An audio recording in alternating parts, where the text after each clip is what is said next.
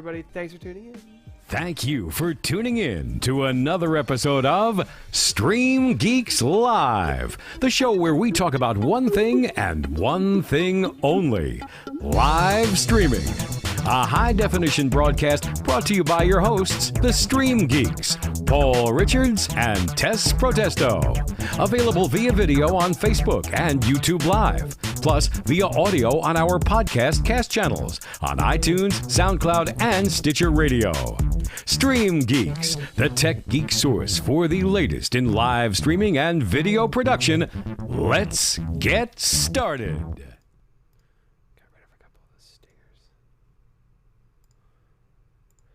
Okay, got rid of a couple of those stingers. They might be a little annoying, so just a couple in our playlist For here. those of you watching us, as we do stream the show to Facebook and YouTube every Monday at 2 p.m. Eastern, but we are a podcast as well, and you may be listening on iTunes, Podbean, SoundCloud. Thank you so much for joining us today. We're happy to have you. We have some very exciting agenda that Tess is going to written up for us. The main topic is interviewing guests remotely versus bringing them into your studio when possible. The difference is there. And then we're going to talk about the new iOS 11 beta, which is allowing us to use vMix Call, which is going to be very important to this conversation. Yeah. Right? Because that allows you to bring in video callers into your video production that you're live streaming to the world. So we'll show that off with the new iPhone 7. What else? New update from Wirecast. New update from Wirecast. Exciting stuff for you Wirecast users out there. Wirecast 8 now has video calling built in. That's going to be crucial for calling Wirecast. it Rendezvous. Really? Yes. Wirecast Rendezvous. Wirecast They got themselves a Rendezvous. sexy name. Sexy name. They're stepping up their game. So we'll show that off. What else? We're talking about 3D. 3D live streaming. Is it possible? Our engineers are very much interested in this, and they're saying that it is. We're going to there's the iOS app there. As well as some live streaming statistics that we gathered yes. from a recent survey we conducted. We showed we this think survey are on the gonna find PTZ interesting. Optics show, but I'm just going to briefly talk about the implications of some of these survey requests that some of you guys might have helped us actually fill this survey out. But it gives us a nice insight into why people are live streaming, what they're using, how they're doing it, the kind of the thought process of the viewer and understanding the viewer. So we'll go into all that as well. So what's first, Tess? Let's dive on in. So a lot of you that have live shows, whether it be on whatever platform you're coming from, YouTube, Facebook, you might want to be thinking about having a guest, Yes. as you're so often producing the show by yourself from your studio or basement or whatever you have it. It can be hard to kind of have a conversation with just yourself and your audience, right? Well, yeah, that's a very good point. And so I guess we could kind of tell a little story of 2 years ago when I started the very first streaming of PTZ Optics Live. It was just me. And actually Pat, and I did actually have someone else. I did actually pull someone in because I kind of knew in my heart that, like, if it's just me sitting there, Right. who am I It's going to talk to? intimidating. It's confusing. Yeah. It can be kind of weird. And how do you have a conversation with just yourself? I mean, Right. you can go down bullet points, but the point is to have a dynamic and have someone to talk to. Yep. So if you don't have someone to talk to in the studio, you can bring someone in with a video conference call. And that used to be super difficult. You used to have to take virtual audio cables and desktop captures, and it was really hard to do, and it was technical, and I have like tutorials out there on how to do it. Thank goodness in vMix 19, they were really one of the first ones to build video calling into a video live streaming software. Now it's becoming more common, and Wirecast 8 just implemented it as well. Yeah, it kind of all started happening at the same time. Like Zoom, Yes, created live Zoom. streaming at the same time as vMix was implementing video calling. They're all sort of That's a good blending point. I'm together. glad you mentioned that. So Zoom, some of you, maybe a lot of you know Zoom video conferencing. With the Pro feature and the web, it's now I think it's just the webinar feature. You can stream to YouTube or Facebook. So it's kind of the opposite. You've got a video conferencing software where you can have up to 100 people join and have a giant conversation and take that whole conversation and stream it to YouTube or Facebook. So as opposed to what we're pretty much doing, which is multiple cameras, video production, live streaming, and then just bringing in people from around the world with a video call. Right. So like the opposite, but the same. Yeah. It's funny how they're all blending together. Let's go over some reasons why, continuing on, people might want to bring on guests to their live streams. Yeah. Aside from the fact of having somebody there to communicate with and create a nice flow conversationally of your show. Go ahead. Well, one of the things you always like to say is teamwork makes the dream work. And one of my guys I watch on YouTube, the YouTube star Sean Cannell, he says that, the best way to double your video views or double your subscribers or double your influence on a single video, just bring someone on your show with a similar following or a similar idea, a similar email list, people that watch them, bring the two together. And now you're basically doubling, your reach. Yep, you're introducing yourself to their followers in hopes of gaining some of their followers. It's a great tactic to grow your community. So next, it's going to hopefully add value and information to the content that you are putting out there. So whatever your show is about, if you can have a knowledgeable person of that topic on your show, they can add value in terms of the conversation and what message you're trying to support. Yeah, and we all know that creating content can be a full-time job, and it can be a difficult job to do. One of the things that you can kind of help you kind of get through that process is put yourself in the viewer's shoes and interview this expert. Yep. Right? Just throw them softballs in the beginning, right? Who are you? Where did you come from?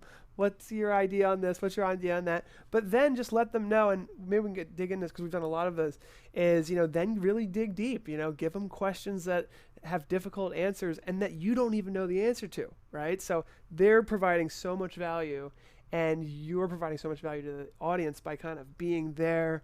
You're at bat for your audience asking these difficult questions. Yep, and you're there supporting them. And it also helps you gain credibility if you have noteworthy or, sort of influencers in the industry regarding whatever topic that you're discussing. If they say, oh, they were able to have a conversation with this person, they must be sort of trustworthy regarding this content or topic. Now, with that being said, and a lot of people starting out with maybe no audience at all, what you have to think about are before you can reach out, because we try to reach out to some of the bigger names, and they never respond. They don't always say yes. The biggest person we've ever had on our show is probably Andrew Cross, the CTO of New Tech, which literally 10 seconds after the live show, our computer died. So know that we've talked about this. And we'll dive into the technical aspects of having guests on your show and some of the challenges that comes with. That was a very challenging show. Maybe, I don't even know if we'll have time to talk about how that all happened. Yeah, but that was crazy. If you don't have a big audience and you don't have a lot of weight to throw around, if you will, just reach out to people that you know. Like, it could be your mom, it could be your doctor, it could be your community leader, it could be your brother, it could be your teacher. There are so many. You just think about the people in your phone, the people that you know for real, without having to even reach out via email, and see if you can get them on the show. I don't know. It has to obviously be synergetic with what you're already talking about. I mean, especially for that base content when you're just starting, it gets you content, essentially. It allows you to start putting videos out there, and maybe you would want to try and reach out to somebody else that doesn't have a large following but is also trying to start a similar or complementary show to yours on YouTube or whatever. I'm sure that they would be happy to collaborate with you to benefit the both of you. Yeah, and I mean, there's two approaches, and the approach that kind of interesting with StreamGeeks here that we have 8 videos. This is our 9th video, I think. We're kind of at that stage. So we don't have too many videos. We actually haven't really relied on the strategy of bringing experts in yet. Yeah. But I think that's kind of good, because if you can strike a good balance where you don't necessarily have to have someone in order to create content, really the best case scenario is to have someone here, like Tess and I. Like, we can talk, hopefully have a good conversation, and then you can build off of that. Exactly. If you can't have a guest on because you are just starting out, like we said, call somebody to be your guest, or just make sure you have somebody there with you, like Paul and I have, so we are able to have a rapport dynamic and talk about whatever it is we want to talk about for that day. So that is we've kind of talked about the benefit. Now let's talk about the difference between having someone remotely and having someone actually in the studio. And this is something that I think Jeff Adams from the TJAS Media. Maybe some of you guys know him. He's pretty popular in the live streaming world. The Jeff Adams Show. The Jeff Adams Show. He's a huge comedian. He's got a great show. And he was explaining to me, I think it was explained to us live on the show. I think our streaming awards show, we had like 8 people join our call, and it was great. It was the biggest show we ever had. It was exactly what we're talking about. 8 different audiences. It was huge. It was really, really great. We had 5,000 views in the first hour. So there was like proof of what we're talking about here. But he was saying how he always tries to get the people to come to the studio.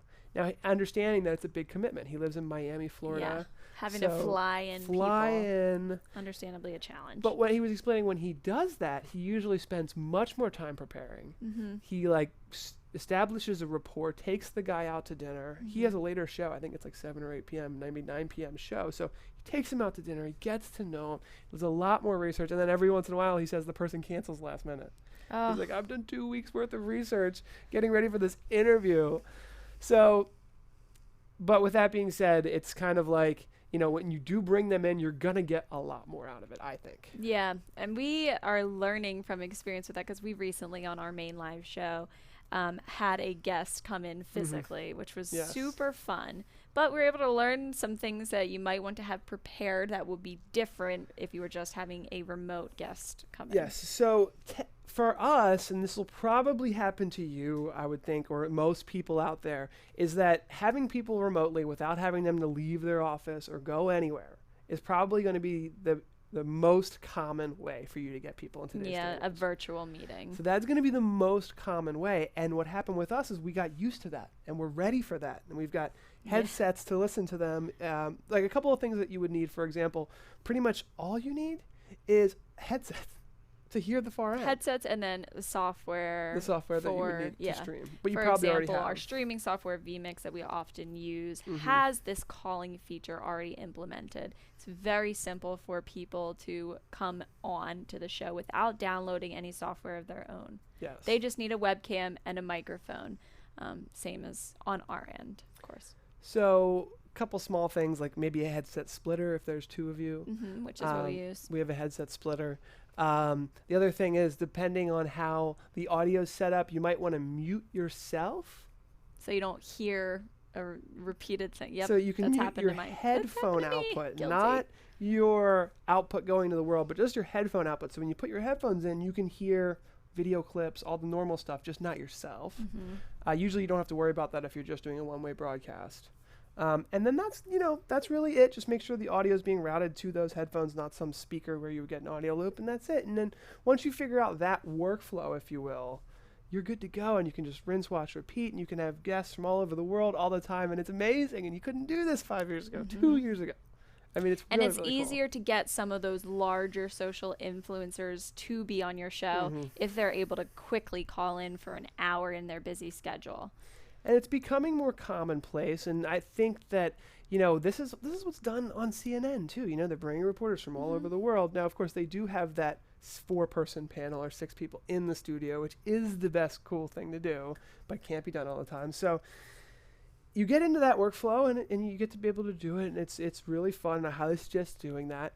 But when you bring someone in, and you have to be ready, because we weren't really ready we had to some have hiccups. another person, and which is why I have this in front of us here, because our audio was only really set up for 2 people, and we have a 4-input Focusrite 18i8, but the 3rd and 4th input do not mix into the USB. All of a sudden, it wasn't very working. Sad. So I bought this PreSonus AudioVox 44 VLS to test today, and I believe this will fix our problem. So make sure you have enough microphone support for when you're having a physical guest come in. That seems like a no-brainer, but redundancy is important, because we did not have a backup plan. Or our backup plan kind of failed. Well, yeah, exactly. So our backup plan was this. We gave him a Samson HXD1. This is like $100 USB microphone that I had laying around, but it created... When he talked, you could hear him through our headsets, so it created an echo. We don't know why, right? So if you're going to have someone onto your show, you just test everything first beforehand. We were testing till the very end, and we were had able him to here all day, but we were able to, because we didn't test it about till the end, and I figured it out. While the show came, I put a button on the X keys, actually, of all things. The X keys saved us. One button to mute our microphones and unmute his, and another button to unmute ours and mute his. So we were able to do that. If anyone was watching on Friday, that's what we were doing. But yeah, the more it's more complex, the more people that you have, and so that's what we learned. That's what we learned about having a physical guest in. That also kind of leads us to something we like to do no matter what guest we have in, is prepare an official agenda with call-in instructions as well as a list of topics that we're going to discuss for that day. And that just kind of helps the flow of the show, and it prepares your guest for the conversation and what types of questions that you might be asking them. And it makes them feel more comfortable to sort of have a guideline with that. And that sort of leads us to our next topic, which is either the live streaming survey or the 3D footage. What do you want to touch on first? Let's quickly talk about, I put it here in the middle of us test, so you can kind of see it there. And this is just really interesting stuff that I think we should just briefly talk about when we're talking about what are people doing out there. Just really quickly, I just want to just touch on this. 80% of the people that we surveyed, 182 people, are live streaming today. So that was really interesting. So 80% of people. When we looked at what people are live streaming with, 53 people, 43% said they are live streaming with vMix. Now that could be a little bit different because since we are vMix users and maybe we have a lot of our followers. Audience members use vMix. 5.7% use Wirecast. A big 20% use the TriCaster. That and hardware. Then OBS, Blackmagic, and Livestream Studio. Livestream Studio is up there. Yeah, Livestream Studio is. So just quickly, just wanted to show some of this stuff. This was interesting. How many cameras does it take to create a good quality live stream? And almost 55% said 3 or more. And this is following up on some information that we learned about 67% of people that watch live streams say that quality is the most important thing. So if quality is the most important thing, how do we create a good quality stream? Providing these additional angles, even if it's just 2 angles, 2 webcams, just to change things a little bit. Even if it's your main cam and your We are biased towards PTZ cams, obviously, with ours. And I won't get into all the PTZ stuff here. Yeah, we won't. I just briefly wanted to show how many people rely on volunteers. Actually, 66 people, 51% rely on volunteers. It's because it's fun. So maybe you can think about getting a volunteer to help. Right? Apparently, Everyone's an overwhelming doing it. majority of people would say yes. So I mean, it's a fun think outing. about You it. can. Experienced video production experts are the people that are doing most of this. But again, 37% of them crazy. are volunteers that don't know anything about video production. A They're lot of that learning could on be the in an job. education setting or church setting where they're often live streaming. I think that's true. I think that probably makes the bulk of it, Tess. Yeah. And then this was a fun one. 63% people say it's fun. Only 36% say it's work. So yes, it is work in a way Maybe it could because be it can both. provide so much business value. But hopefully it's very optimistic to see. So many people are saying this is fun. And I think that explains a little bit about why social media has taken such a warm embrace of live streaming, because people are excited about it. They're sharing it. They're saying it's fun. They're commenting. So I think that explains a lot. Yeah.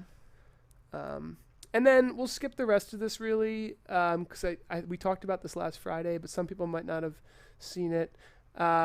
Given the choice, what would be the easiest way to add more video cameras to your system? Overwhelmingly was Ethernet. And just under 50% of people are already using IP video and IP video production. We talked a little bit about this on StreamGeeks. We're not going to dig too deep into these geeky stuff quite yet. The infographic of this information is on StreamGeeks.us, and you could find it there. Good. So we'll put that there. All right. They're saying we got to take the flying green out of the cuts, and I agree. We'll take that out now. That's called a stinger, and it's kind of fun to have, but you're right. We'll take it out. Okay, so and that's I can saw that in the chat. I can't see who that was, but good call. We are gonna do that now because we like to. That's is our live. friend We Brian. can react live and change things live. Now if I start That's what's good about having a live show, your audience is ever valuable.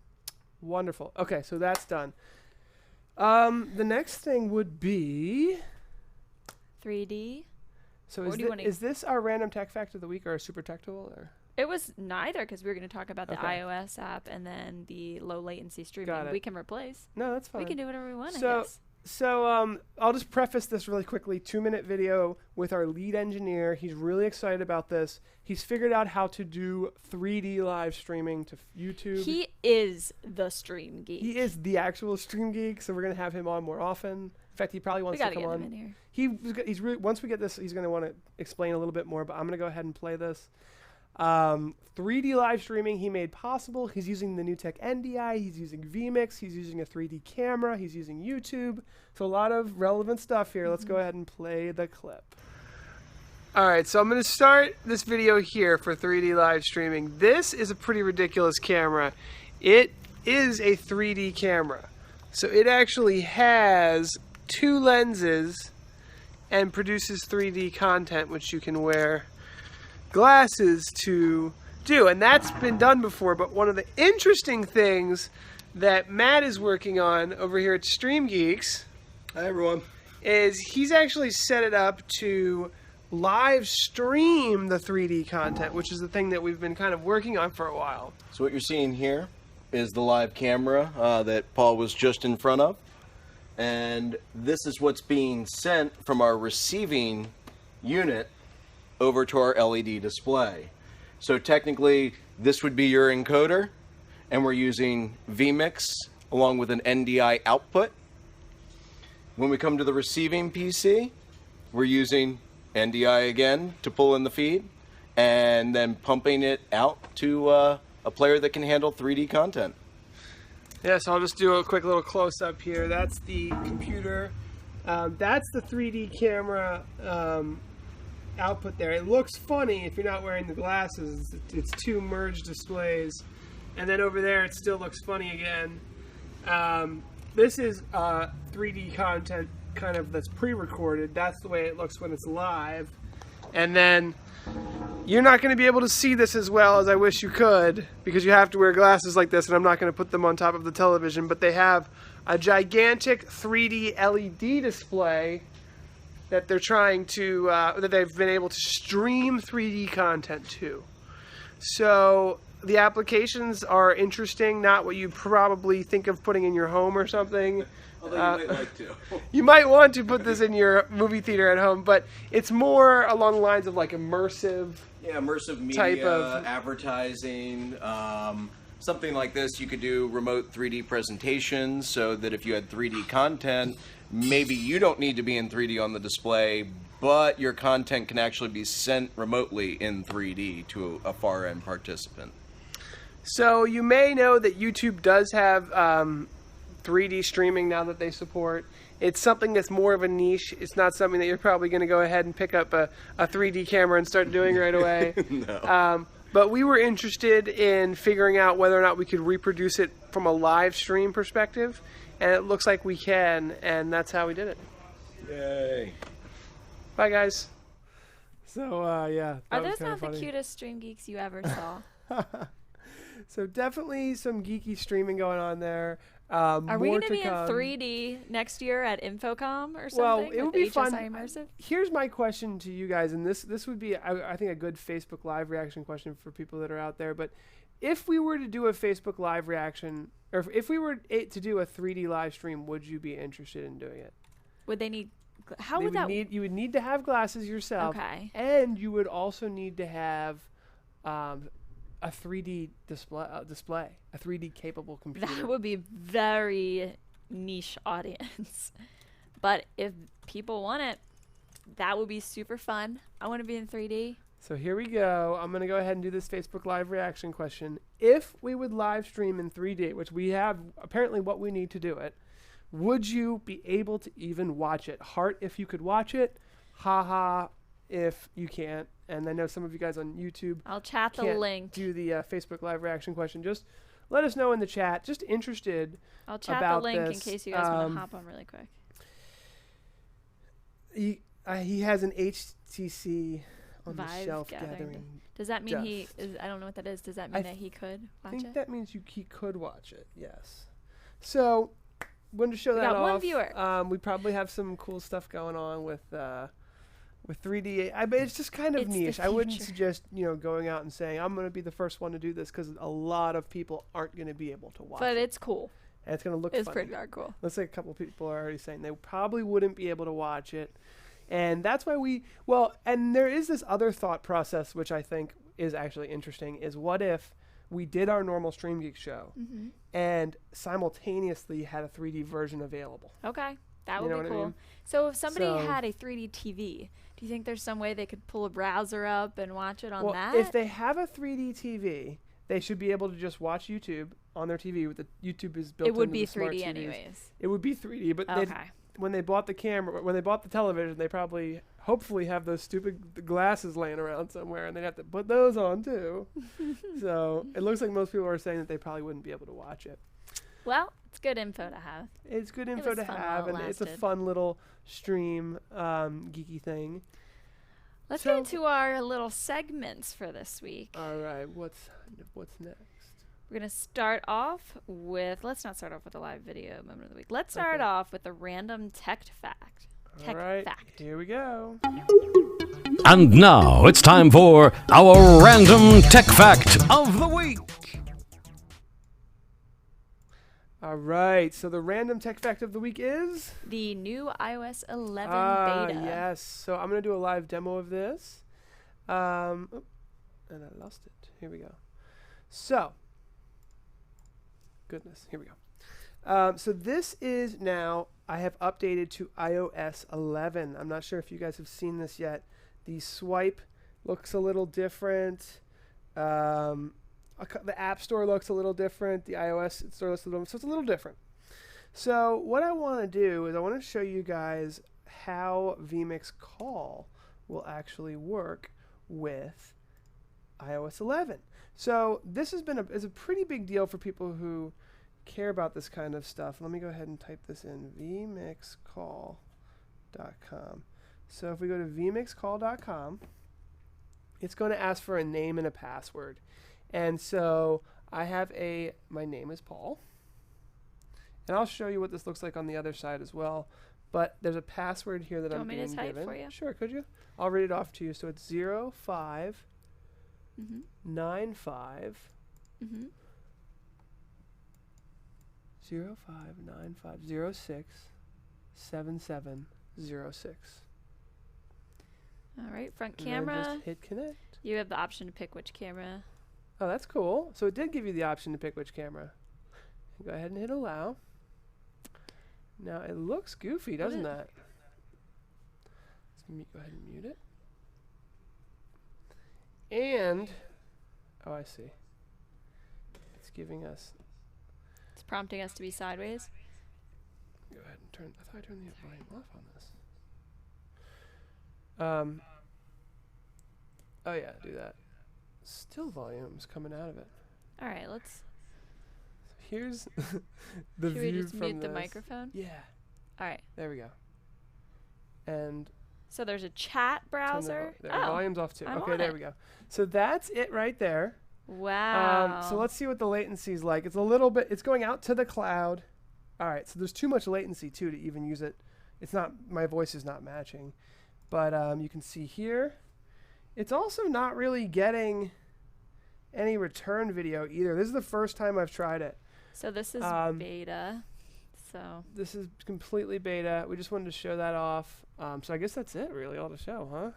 yeah, there's a little chat browser that it gives you on the side. Okay, so let me just do that real quick then. Let me use the chat and I'll chat a message to it. I'll just say, hi. How's it going? And there it can, oh, there. So I Yep. can chat, video calling, 1, 2, 3. And then you could see that. And so you can chat with the person. So I'm getting that as well. The emojis don't work though. Oh, It works on yours, darn it. but it doesn't work over I tried here. sending him a unicorn. So that's how it works. And it's kind of cool. So we're going to use this at IBC in a couple weeks, where we're going to be live streaming from Amsterdam. And this is probably the easiest way. I don't know. Maybe Zoom is better / easier. Bandwidth is the big concern. I want to do the least bandwidth. So I'll have to look into whether vMix call is better, or maybe I'll just do Zoom, because they have really good video scaling and stuff. They do. So I don't know. We'll have to test with this a little bit more. I don't like using Zoom, because then I have to do all the, like I said, the virtual audio cables and the desktop capture and all that junk. So iOS 11, you can do the beta, and we can now do live streaming directly from the phone into vMix. Kenny Hampton in our YouTube chat says it all works great on the iPad in iOS 11, but my video is not great on the iPhone. Not sure why, but video is degraded. Try the iPad when you can. Okay, good idea. We've got good an tip. iPad. Thank you, Kenny. Let's try that. Viewers, maybe try next Monday, yeah. next week, because I do have a good iPad that we can do that We could try it later today, just us, and then see if it works, and we'll play around with it. Cool.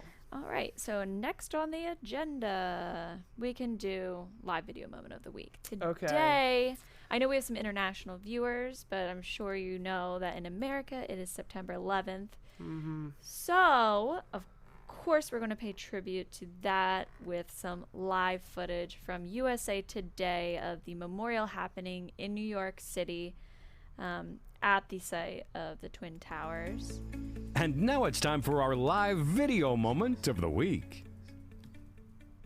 Are they still live? I think it's recorded now. I just have to add this in here.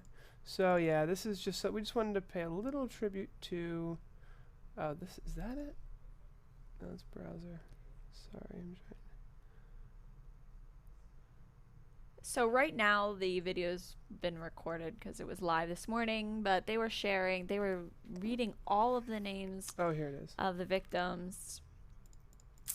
And it's just kind of interesting in today's day and age that you can have Facebook open, while you're at work in a browser, be watching a live stream from news sources, not directly from their website, but from live streams via social media. Yeah, so it's just something that we wanted to add there.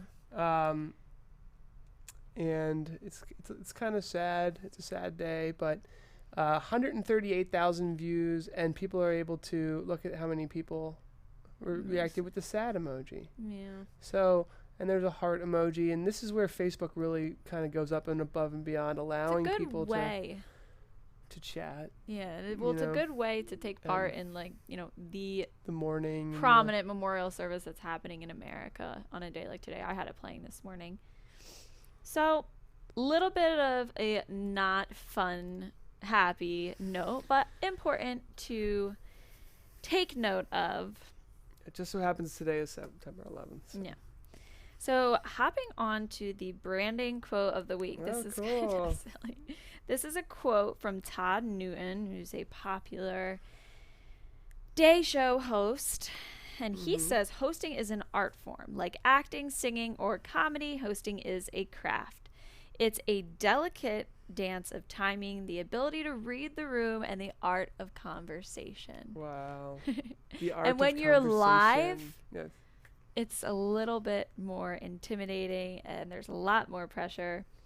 So I thought that was really relevant for today and hosting your live show. Yeah, totally. And I like how, essential to hosting is the art of conversation. So so it's like so essential, yet only the past few years have you been able to live stream with people from around the world. Right. And it kind of aids to the point today of having a guest on your show.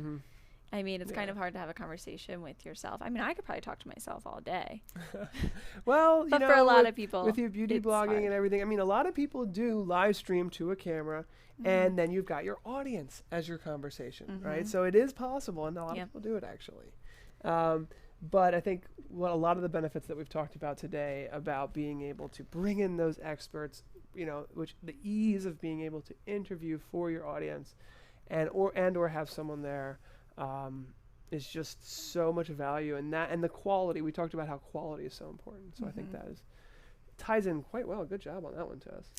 No problem. Helpful super tool of the week. The super tool of the week. It hasn't been very helpful for us though, Not so yet, far really. today. I guess we'll have to see.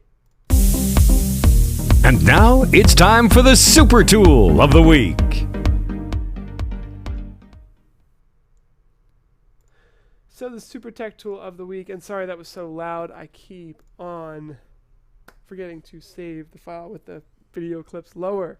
The super tech tool of the week is ultra low latency live streaming from YouTube. So I want to show off what this looks like. Yeah, our audience members have been bringing it up to us a lot recently for PTZ Optics.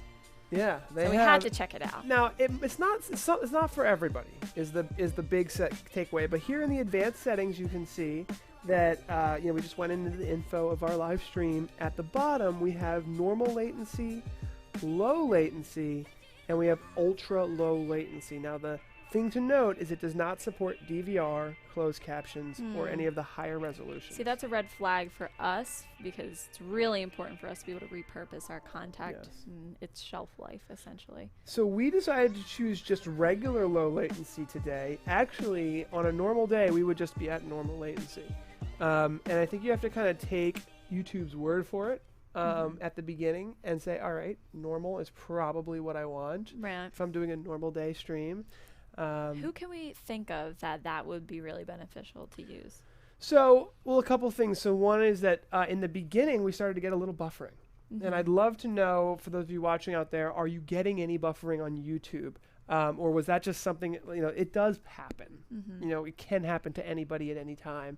Was that normal? That's the way it's not necessarily normal for us. We don't normally get a lot of that. So luckily, normally we're on the normal streaming. Now we're on the low latency streaming. We got a little bit of buffering, not a lot. Doesn't matter. And what we wanted to do before, I guess I do want to answer your question though, Tess, and talk about who it would be good for. But let's just do a quick countdown timer. And what we're going to be able to do here live test is we're going to do a live test. Woo. So I'm just going to put 5 minutes on a countdown timer and put it right smack dab in the middle. Actually, it's kind of annoying. I'll put it a little lower. Put it right there. Okay. So what we're going to do is we're going to take a wireless camera and we're going to show what the real time is versus what it's showing on YouTube and what it's showing on Facebook. Okay. Now, from what YouTube is saying, this new ultra low latency is 1 to 2 seconds, which sounds amazing, but no DVR capabilities. Yeah. So that's not going to work for us. And this is kind of going to be a 2-part review as well, because we're going to take what we're doing today and then show the recording next week, and or at least review it ourselves and see if we lost any quality on the recording, because that seems to be the trade-off. Let's see, where's our NDI camera? Too many NDI Good old sources? NDI cam. Here it is. Okay, so here's the NDI camera. Ta-da! And Tess, if you don't mind. Okay, so you can see here. So that's showing you all right now. And thank you, Mike Latta, for showing me this. Or can you hold it? Because see how you see that, Tess?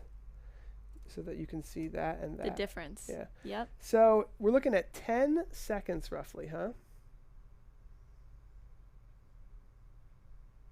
11 seconds. 11 so that's not bad. So 11 seconds of latency, not bad at all. And now let's go ahead and pull up Facebook, and we'll show Facebook.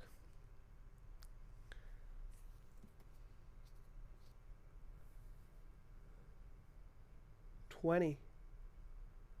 21 seconds. 21 seconds of latency. That doesn't really surprise me with Facebook. Well, Facebook always used to be is actually faster than YouTube's normal. What? But we're using YouTube low latency right now. Yeah.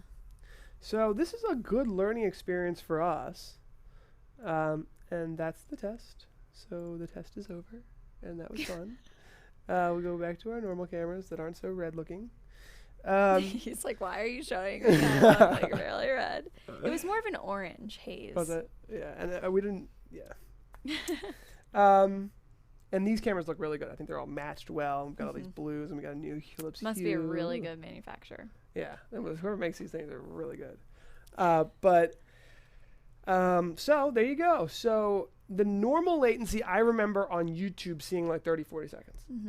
This low latency seems to be 10 seconds, and then the ultra low is between 1 to 2 seconds. So finally, to your question, can you take a guess who might be really interested in super low latency? Like nobody you hang out with. video games? Video gamers. I just kidding. I'm a gamer. Are you serious? No, I'm joking. You are a gamer? What's your favorite game? My favorite game is Donkey Kong on Super Nintendo or Wii. You should bring that back. You should live stream that. Maybe I will. I'm waiting for the third Wii version. Oh, right okay. now. Well, when it comes out, you can stream that out. Oh, maybe I will. And you can use all of the Chat Connect Pro stuff that you need. So Every guy so we work with gamers- here is a I video know, gamer. they're all gamers, and the gamers love the low latency because they're showing the chat room, and it just makes it that much more engaging for your audience. Normal broadcasters, it just depends really. I guess what this really comes down to is the conversation that's going on. How important is that conversation to be like happening immediately? Yeah. Or is it okay for that conversation to start is it okay for that conversation to be kind of developing with a 10-second delay is not bad at all. No, definitely not. 20 seconds is not that bad either. And then, I remember seeing, like I said, 30, 40 seconds with YouTube normal. And then what is the trade-off? The trade-off is the recording quality. And that's what we're going to figure out DVR. after the show and get back to you guys. So it's hard for us We'll to see. say what's really going on. You guys might know out there in the chat if you're feeling like, oh, there was a second that just skipped. Or, oh, there's some buffering going on. I think that's what normally will happen if you were using that ultra low latency is that slight little bit of buffer and then boom, you've just jumped up to normal speed. Where we are. But I think that this new YouTube live thing, I think it's really it's just super fast, but they're getting rid of a lot of features. It was giving me the swirly snake. In the beginning. I wasn't sure if But it that's only did happened like jump ahead, once, though. maybe? That only happened in the beginning to my knowledge, and I Okay. haven't seen any other responses Yeah, I haven't seen in it the happen chat. much either. And so just a quick note while we're on this latency thing. Basically what happens is the latency for RTMP streaming is usually extremely low. Like from us to YouTube or Facebook is like a second or two. It locks in, it's really reliable. What introduces the latency is what's called transcoding, where YouTube takes it and goes, okay, I'm going to take this 1080p live stream and I'm going to make it 480 for the people who have maybe in India, or that's not even fair to say, but other places that don't have good bandwidth. All right. Well, that's what I always think of for some reason. Low internet speeds. He means India, like a third world type, possibly one computer anything for the with, town with, type with, situation. Yeah, with low bandwidth, Okay. they're not going to be streaming in 1080, obviously, that kind of thing. Where they take all the video, they transcode it up, and that takes 30 seconds, 40 seconds, and they're delivering it. But it's an amazing thing. It's called transcoding, and it allows everybody to see the live stream. Everybody to get their StreamGeeks fill. Yeah, without transcoding, the world would be a much different place. But so what's happening with this ultra low latency, they might have some transcoding, but it's very much slimmed down. They've reduced that DVR capability, which is a cool capability to be like, oh, I missed that, and go back. That's pretty cool. Yeah. So they get rid of that. They're getting rid of 4K. They're getting rid of 1440. They're like, it doesn't work with that. Maximum you can do is 1080. So they're removing everything in the middle there that's taking up the latency and just delivering it as fast as possible. But just understand the trade-offs, because for us to have the recording is incredibly important. And I'll bring back a tip that we gave, I'm going to say 4 or 5 episodes ago. And PJ's saying no buffering, but he's on YouTube, or he's on Facebook, so it might be a little different, PJ. But I'll bring back a tip for YouTube that we talked about maybe a while back. And this tip is the fact that if you schedule a live stream on YouTube and you stream to it and you have 50 live viewers, and maybe if you have 50 people viewing your stream, a lot of times that's only 25 concurrent. Like it looks like you have 25 viewers, but over the time, 10 of them left, but 10 more came, and right, they could be different people. It could be 1,000 viewers, but it could only be 25 at the same time. Right. But the cool thing is that YouTube still gives you video view credit for all of the views of everyone. I love that. And they're all attributed to the video, the live video that's now available on demand. So if you're streaming to the stream now, We could and have a then whole topic on uploading it repurposing. later, I thought we did an episode slightly on it. We touched on this, I know. Yeah. But I just wanted to We can mention talk it about because if you're doing the afterlife of your live ultra live streaming and you're not doing the DVR, you're not going to get all that watch time, and all those video views The attributed to your majority video. of our views so often happen after the Yes. live show because a lot of people are working right now and are unable, or sleeping if they're on the Yeah. other side of the world, and are unable to In watch fact, live. high five test for last show, 10,000 views. Okay, remember? Oh, yeah. The Vayner Nation. Now, of course, it was a camera giveaway, and we do want to. That's a great We're gonna have more giveaways. example of collaboration In fact, I was thinking to grow maybe- your audience. I know, right? We did, and you know what we also did. Let's not forget, we also did some video callers downtown We New did York do City. video callers. That Mobile. was sick. It was That so was- cool. That was golden. It was in Manhattan. We just at the end of the show, we were like, by the way, if anyone wants to join, Swear that was not not planned at planned. all. It was not planned. And one guy was from Sherman-Williams, North Carolina, showing off his cameras. randomly had PTZ Optics cameras, which is a company we work for. Yeah, and then there was another guy from downtown Manhattan showing us beautiful cathedral and all this Yeah, cool stuff. That was amazing. So it was really cool. And the one thing we learned there was not to stream, not if you're going to give out a vMix call number, which is what we did to let people in, not to give it to everybody because. Be selective. And then See you'll if you could "Oh, look private at chat this." someone. So Gary's giving us one really cool tip that I actually wanted to go into because Gary, this is cool. So basically, what he's saying here is, if you see Tess, if you scroll down and see the cog there, hold on, wait, I want to show this on the camera. That is a great call, Gary, and this is what we have to show this really quickly. So Gary's telling us, if you click the cog on YouTube and you hit quality, I think you hit the quality, and then there's wait, I thought He said right click. oh, look at this. for Wait, look at nerds. this. It Stats actually for says nerds. stats Wait, what for did you do? nerds. Right clicked the cog. Okay, you right click the cog, then hit stats for nerds. This is good stuff. What? Hold on. What are we looking at here? Volume. hold it. 100 oh, yeah, you can go ahead and hold it. I'll read what we're seeing here. Connection speed, network activity. Oh my gosh, it's giving the live latency. Exactly what we said. 9.9 seconds. So 10 seconds. This is what we said. Buffer health. 8 seconds of buffer. That's like, so that's the space between live and real time, what you're seeing. I don't know if you can hold. Oh, it's looking really weird because the background is on the foreground. So we can probably go ahead and stop that now. But that's really cool. Thank you for that. So exactly what we said is true. 10 seconds of latency. Anything else interesting there? I guess that's just stats for nerds. Oh, dropped frames. So it's look like what it's saying is we've only had 106 dropped frames. So that is roughly, oh wow, Gary, you're the man. You are the man, Gary. Thank you for showing us that because that's exactly what this show is about. Exactly what we wanted to talk about. And Tess is going to take a snapshot of this. So basically what we're seeing here, that should probably be the thumbnail for the darn show. Paul's really excited this- right now. You good are job, geeking Gary. out hardcore. So what we just learned up, and I'm seeing a teeny bit of buffering. At least on this one. Let's see what this one says, stats for nerds. This one says 30 seconds of latency over here. But anywho, is it buffering on your YouTube over here too? No. Oh, Okay. yes. Retro spaghetti-o. Oh my The gosh, all we geeked out. We literally evil geeked it out buffer. completely. Okay, PJ Miller says, just an FYI, the vMix guys said that vMix call won't be fully functional until the full version of iOS 11 is released. That explains why we were having some troubles with it. That must explain it. Thank you for that as well. Another good tip from the audience because that's important for us. Look at that. So I would say from what I'm We're seeing back. right now, we're back. But Another- there was definitely some buffering going on.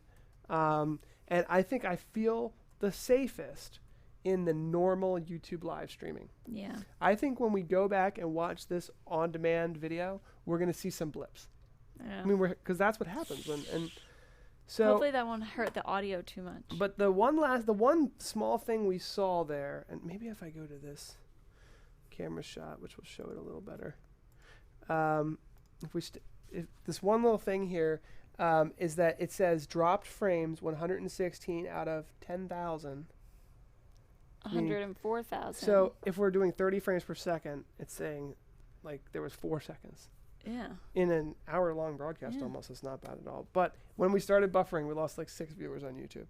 So you don't want to buffer. It's No, because you'll lose. They'll just start dropping like flies. Leave, and that's the problem with technical issues. It's the problem with buffering. It's nothing personal. It's just who wants to hang out while a video is buffering. I mean, people's attention's today.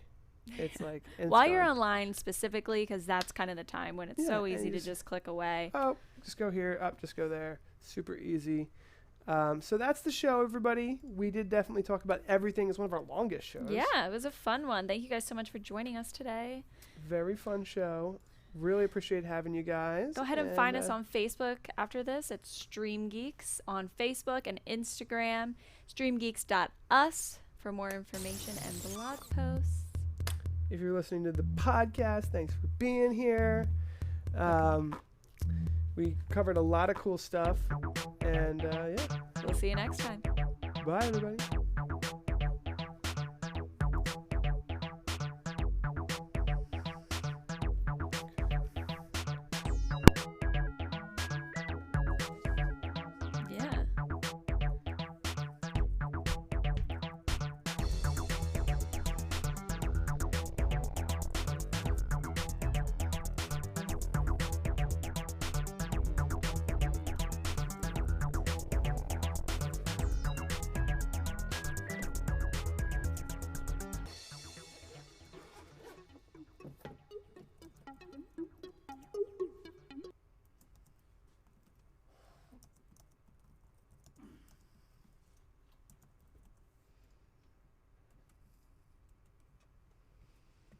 Alrighty.